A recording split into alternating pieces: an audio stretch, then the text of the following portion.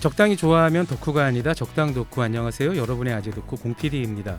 덕후, 이제는 흔히 일상에서 쓰이는 단어입니다. 덕후의 어원 혹시 들어보셨나요? 덕후는 일본어 오타쿠에서 기원했습니다. 타쿠는 집택자를 일본어로 발음한 것이고 여기에 존칭 접두어 오를 붙여 오타쿠, 즉 우리말로는 귀댁을 의미합니다. 오타쿠의 어원은 무엇인가 천착한 사람을 뜻하는 게 아니었습니다. 상대방의 집을 높여 부르는 말이었죠. 귀댁은 모두 안녕하신가요? 제가 다음 주에 귀댁을 방문해도 괜찮을까요? 이럴 때 쓰는 말이 오타쿠였습니다. 이상하죠? 귀댁이 오타쿠라니. 그게 또 한국에서는 덕후가 되었다니요. 일본에서 오타쿠는 확실히 이제는 부정적 어감입니다. 아니 사실 멸칭에 가까운 표현이죠. 한국에서 덕후는 무언가에 천착한 정도가 아주 심한 어떤 특정 분야에 천착한 일반인 전문가를 의미하기도 합니다. 이건 정말 신기합니다. 일본어 멸칭이 한국에서는 전혀 다른 뜻으로 쓰이고 있으니까요. 적당 덕후는 당연히 경지에 오른 일반인 전문가를 모시는 콘텐츠입니다. 우리가 덕후의 정의를 무엇으로 내리든 오늘 모시는 덕후는 이 분야의 끝판왕, 게임 용어로 라스트 보스급입니다. 오늘 모실 덕후는 어떤 분일까요? 한마디로 정의하기 불가능한 분입니다. 복잡 미묘한 덕후죠. 복잡 미묘한 찐 덕후, 지금 바로 모십니다. 시작합니다. 적당히 좋아하면 덕후가 안다. 적당 덕후 OBS 라디오. 탁지영 PD님 안녕하세요. 네, 안녕하세요. 탁지영 PD입니다. 목소리가 우렁차시네요. 감사합니다. 제가 어떻게 불러드려야 될까요? 여행 팟캐스트의 시조새 탁 PD님? 아니면 어엿한 술꾼? 세계 알코올 전문가 탁 PD님? 뭐가 좋으십니까? 뭐 어느 쪽으로든 좋고요. 네. 뭐 일단 여행 쪽으로 계속 떠들고 있으니까 네.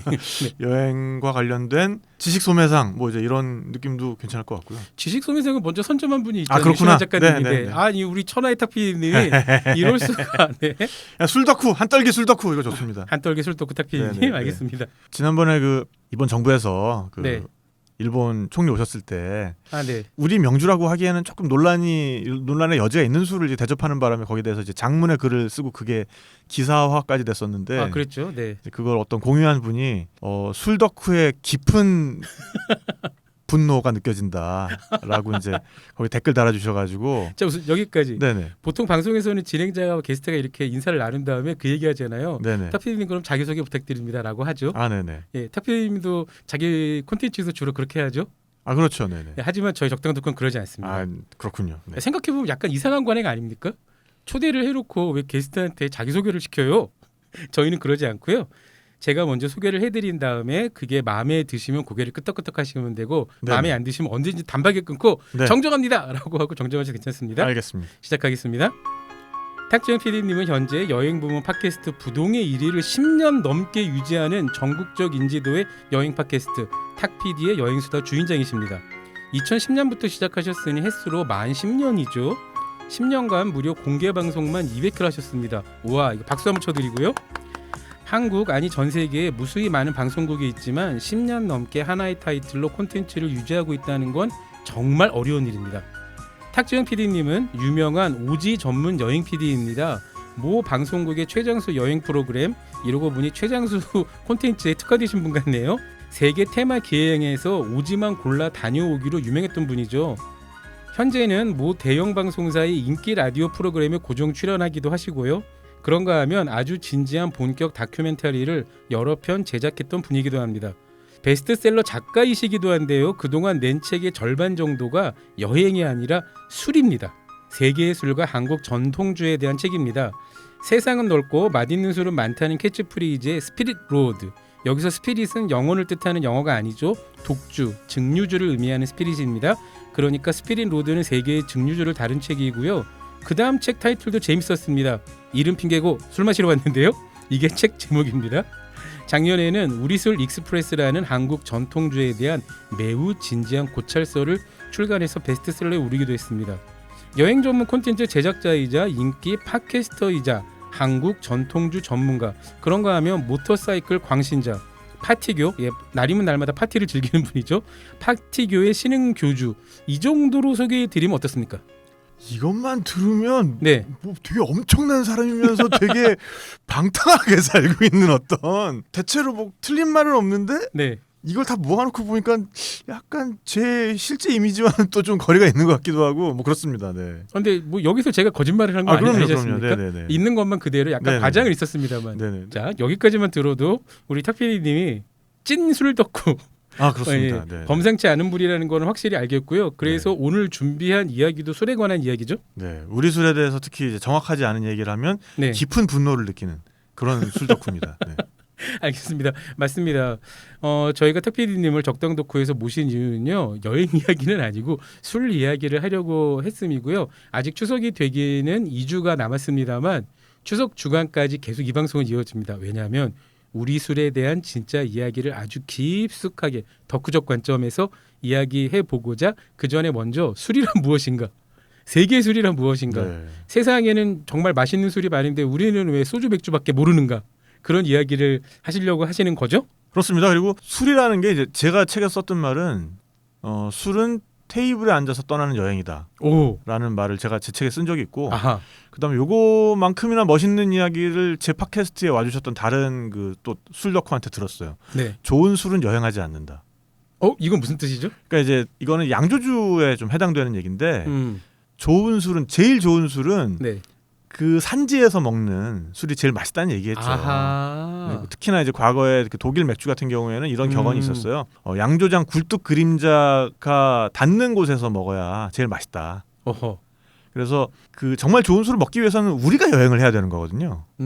그 술의 이야기를 가장 잘 느낄 수 있는 그 술이 태어난 곳에 가서 네. 먹으면 가장 좋다라는 이야기도 될 수 있겠죠. 술이라든가 음식이라든가 이런 모든 게 다 오감으로 먹는 거다 보니까 그걸 마실 때에 나를 둘러싸고 있는 어떤 빛과 어떤 색깔과 자연 환경과 내 앞에 있는 사람, 내가 네. 맡고 있는 공기의 냄새 그런 것들이 다 그 맛을 북돋워주거나 아니면 더 오히려 해치거나 할 수 있는 거잖아요. 그러니까 그게 태어난 곳에 가서 그걸 즐긴다. 그리고 그때는 그 술만 따로 떼어서 즐기는 게 아니라 그 문화 자체를 즐기는 게 될 그렇군요. 테니까 그게 제일 좋은 또 하나의 여행 테마가 되겠죠. 맞습니다. 그러니까 우리가 뉴욕에서 혹은 파푸아 뉴기니에서 아주 맛있는 한식당에서 김치를 먹을 수 있지만 역시 네. 제대로 된 김치를 그렇죠, 즐기려면 한옥 처마가 아, 고즈넉한 네네. 예, 그곳에서 먹는 것이 가장 좋다. 그럼요. 그 말씀을 하시는 거군요. 네네네. 네, 알겠습니다. 이 말씀부터 드려야겠군요. 저희가 이제 술 이야기를 약 한 달 동안 할 건데 절대 적당 덕후나 탁피디님은요 여러분에게 음주를 권유하지 않습니다. 강권하지 않습니다. 그 점 꼭 유념해 주셨으면 좋겠고요. 더군다나 지나친 음주는 건강에 매우 해롭죠. 아 그럼요. 예, 그리고 혹시라도 이 방송을 청소년들이 듣고 있다면요. 청소년 여러분의 음주는 법으로 엄격히 금지되어 있습니다. 그걸 묵인하는 것도 방관하는 것도 법으로 처벌받죠. 그러면 안 됩니다, 여러분. 그 말씀 확실하게 드리고요. 이제부터 한 달 동안 술 이야기를 하실 건데 대충 이제 우리가 어떤 식으로 술 이야기를 하실 건지 얼개를 조금 짚어주신다면요. 후반부로 가면은 우리 술에 대한 이야기가 좀 더 집중될 텐데 예, 추석 특집으로 네네네, 가죠, 우리 술. 네, 전반부에서는 일단 우리가 어떻게 해서 술을 먹게 됐나 그리고 이제 그런 것들이 어떻게 해서 세계로 전파되어 나갔나 좀 이런 얘기를 좀 해보려고 합니다. 내추럴 히스토리, 자연사도 들어가고 그럼요. 인류 문명사도 들어가고 그렇습니다. 네. 자연스럽게 그럼 술만 여행하지 못할 테니까 인간이 또 전 세계로 퍼져나가는 여행 과정, 무역로 이런 장대한 서사시가 될 것 같은 생각이 듭니다. 네, 뭐 길가메시 서사시에 필적하는 알콜로드. 네, 어이고, 네, 알콜로드 예, 듣기만 해도 사실 탁피디님에게 오늘 대담 자료를 제가 한참 전에 부탁드렸어요. 며칠 전에 자료를 주셨는데 보통 이렇게 자료를 게스트에게 요구하면은 아주 꼼꼼하게 스크립트를 열 몇 장까지 써 주시는 분이 있고. 그런 대표적인 게 파트 원조님 그리고 제목만 큰 제목만 툭툭툭 주시는 분이 있는데 그게 바로 이제 탁재현 PD님이었습니다. 탁재현 PD님이 저희 주신 스크립트는 이랬어요. 큰 제목이 우리는 언제부터 술을 마셨나? 1. 은하계의 중심 물질 알코올. 2. 원시 시대의 디오니소스. 3. 인류 최초의 술. 이렇게 나가는데요. 이렇게 주시는 경우는 두 가지 스타일입니다. 이미 콘텐츠가 꽉 차 있어서 큰 먹자만 정리해도 이야기 보따리가 줄줄 풀리는 경우가 있고 아니면 나는 그냥 애드립으로 살고 애드립으로 죽으리라 그 경우가 있는데 네. 탁 PD는 어떤 경우입니까? 둘 다죠 뭐. 이 술에 대해서는 그래도 제가 비교적 최근에 정말 힘들게 공부를 좀 했으니까 그렇죠. 그래서 이제 책을 쓰기 위해서 그래서 이제 아직은 머릿속에 그런 것들이 있기 때문에 그것들을 좀 차근차근 풀어내 볼까 합니다. 알겠습니다. 그럼 이제 본격적으로 시작을 해보죠. 또 말씀드려야겠습니다. 이 콘텐츠의 목적은요, 과도한 음주를 권하는 거 아닙니다. 여러분 오해하시면 안 됩니다. 세계 술문화를 통해 우리 전통주를 돌아보려는 큰 길을 가려는 거고요. 추석 기간과 그 다음 주까지는 우리 전통주의 다양한 세계, 우리 한국의 아름다운 전통주 이야기까지 할 거니까요. 이 점 꼭 양지해 주시면 좋겠습니다. 자, 탁PD님 그럼 우리 어디부터 시작을 해볼까요? 일단 뭐 우리가 언제부터 술을 마셨는지 네. 궁금하잖아요. 그래서 이제 이런 것부터 한번 좀 살펴보려고 합니다. 네, 인간은 언제부터 술을 마셨습니까? 그 전에 네. 2021년 12월 25일 날 제임스 웹 우주망원경이 발사됐잖아요. 그랬죠. 그래가지고 이제 정말 그 전에 허블 망원경이 찍던 것보다 훨씬 더 선명한 영상들을 그렇죠. 우리에게 송출을 해주고 있는데 사실은 이제 그런 것까지도 필요 없이 그 전에 전파 망원경으로 네. 우주를 탐색을 했을 때 지구에서 이제 26,000광년 정도 떨어진 뭐네요? 은하 중심부 네. 여기를 이제 전파 망원경으로 찍어 보니까 네. 놀랍게도 알코올의 구름이 있더라. 네? 우주에 은하 중심부에. 은하 중심부에 정확히는 그 궁수 자리 B2N이라는 그 곳을 이제 탐사를 했더니 세상에. 네네. 알코올 구름이 있더라는 겁니다. 네. 술자리에서 말하기 얼마나 좋습니까? 우주의 중심에는 알코올이 있는 거야. 뭐 상상만 하면 이제 또 술 좋아하시는 분들은 상상의 나래를 펼 거 아닙니까? 거기 가가지고 이제 헬멧을 쫙 뭐 그렇게 우주를 유영하면서 그렇게 우주주를 흡입하고 26,000광년까지 가야 되네요. 일단. 근데 일단 갈 수가 없고 그리고 이게 이제 우리가 먹을 수 있는 건 사실 이제 식용 에탄올이잖아요. 에탄올이죠. 그건 메탄올이었군요. 메탄올, 에탄올, 비닐 에탄올 이 세 가지가 혼합되어 있는 거라고 합니다. 그래서 그러니까 일단 갈 수가 없다. 2번 거기서 헬멧을 열 수가 없다. 3번 먹더라도 죽는다. 헬멧은 열 수 있죠. 열 수는 있습니다. 열 수는 있지. 예, 하지만 오래 생존하지 못한다는 그렇죠, 그렇죠. 상상을 구체적으로 하면은 되게 낭만이 없어지는데 네. 그냥 그래서 우주의 중심에는 알코올이 있어. 뭐 요 정도로 우리가. 근데 그게 알코올이 어떻게 만들어진 겁니까? 자연적으로 만들어지기도 하는군요. 그렇죠. 그러니까 공간에서. 그 우주를 구성하는 굉장히 기본적인 물질이라는 거예요. 이게 알코올이라는 것은 뭐 대단히 뭐 최근에 발명된 뭐 그런 것들이 아니라 아예 우주의 아주 기본 요소로 포함되어 있는 물질이라는 거죠. 네, 시작이 너무 거창하게 시작하셨어요. 수습을 어떻게 하실지 살짝 걱정이 됩니다. 인류가 지혜를 가지게 되면서 네. 주변을 잘 관찰했을 것이고 그 다음에 동물들은 아주 본능적으로 알고 있었던 사실이 있었죠. 이 알코올 냄새가 가는 근처에 가면 반드시 당이 있다. 아하, 그렇군요. 네. 당이라는 게 모든 생명체가 가장 쉽게 에너지원으로 이용할 수 있는 물질이거든요. 그렇죠. 조금 깊숙하게 들어가면은 근육을 움직이기 위해서는 아데노신 3인산이라는 연료가 필요한데 네, 다시 발음해 주세요. 아데노신 3인산. 네. 뭐 줄여서 ATP라고도 하고요. 네. 근데 이제 이 ATP를 합성하기 위해서는 당이 직방입니다. 그렇죠.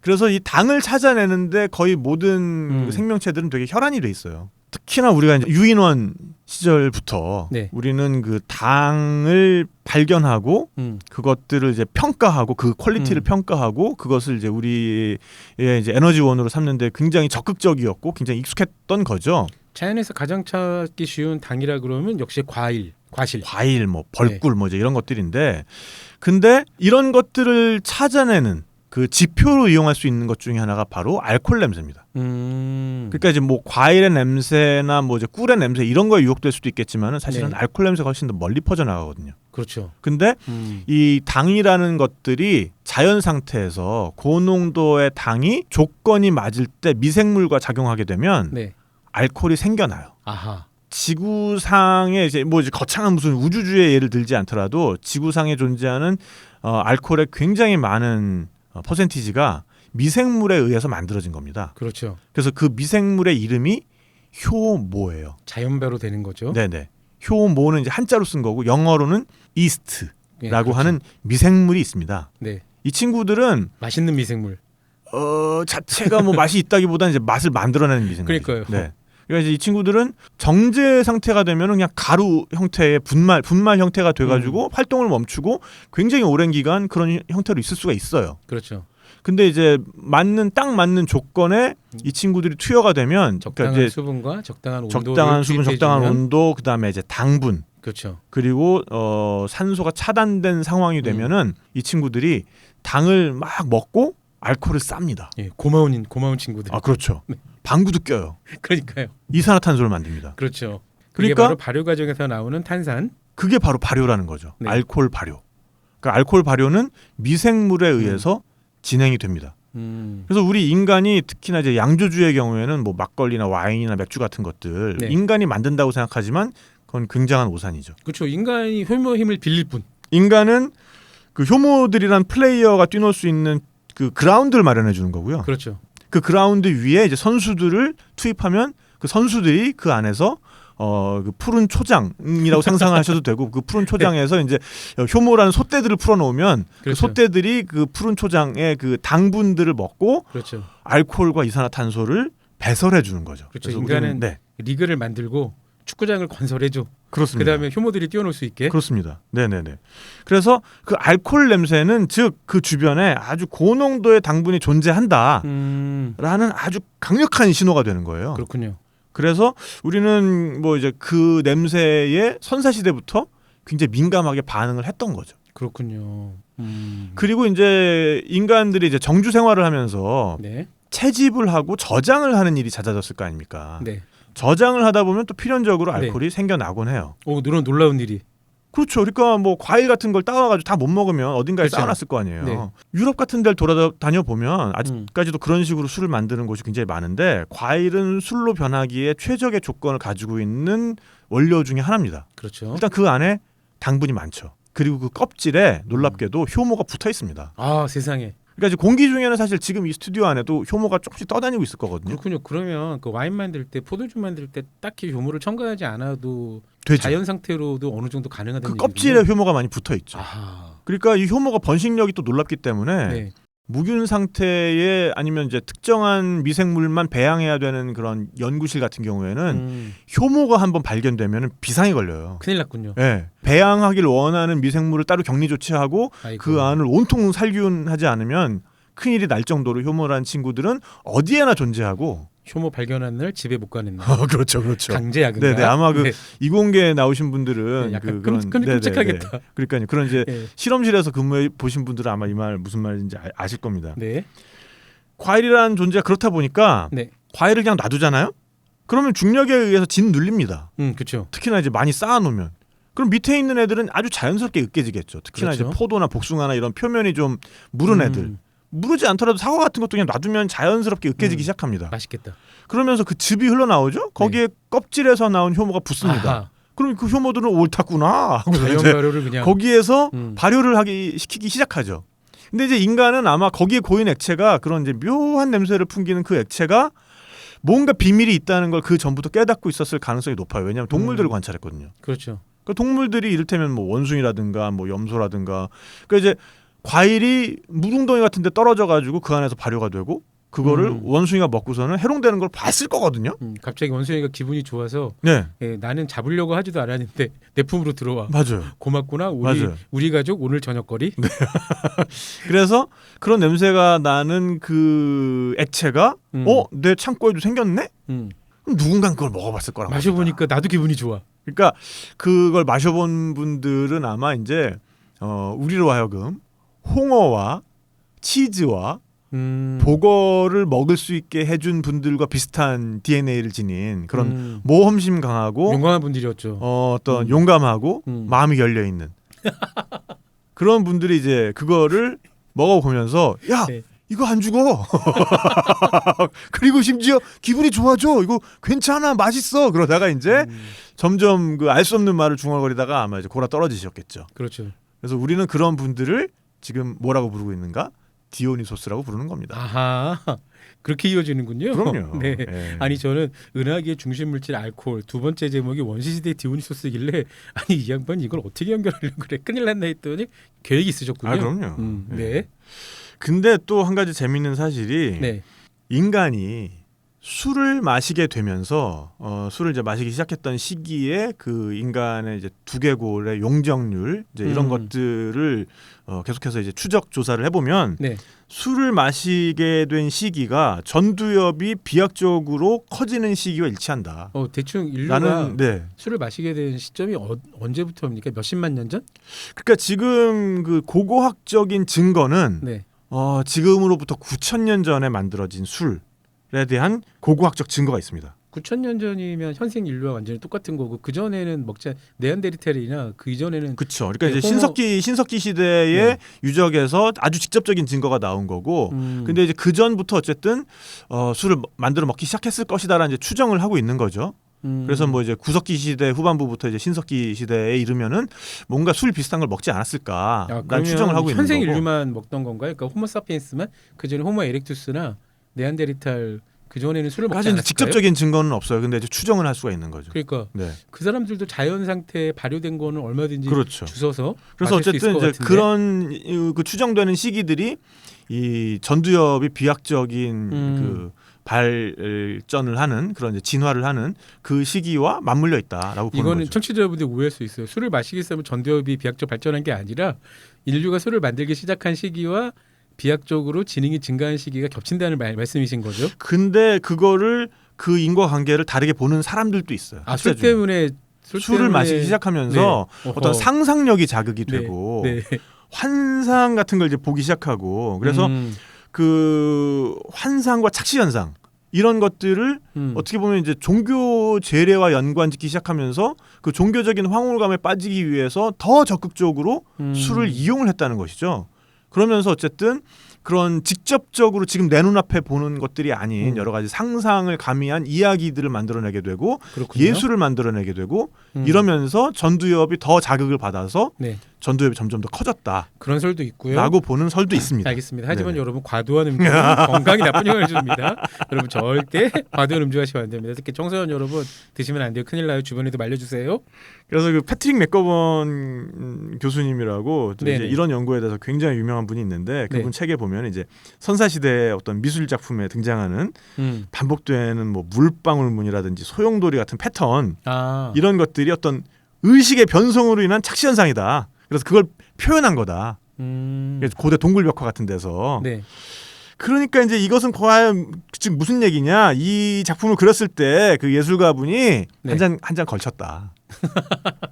그래서 그 예술가 주술사들, 그러니까 이제 제가 그 남미 오지나 이런 데를 다녀보면 네. 그런 어떤 환각 상태를 아주 적극적으로 그 종교 제례에 이용하는 경우를 제가 많이 봤거든요. 그렇죠. 사실 전 세계 종교가 종교를 불문하고 술은 다 제례 의식에 제사 의식에 매우 그러니까 중요하게 사용되죠. 술뿐만 아니라 뭐 이를테면 이제 선인장의 어떤 추출액이라든지 아니면 그 남태평양 같은 경우에는 그 카바라는 뿌리 식물이 있어요. 카바면 그 고구마 비슷한 거 아닌가요? 고구마라기보다는 약간 칡 같기도 하고 그걸 이제 짓이겨가지고 그 지백을 마시면 약간 음주했을 때랑 약간 비슷한 효과를 내거든요. 아 그것도 일종의 환각작용이 있는 그렇죠. 거군요. 네네.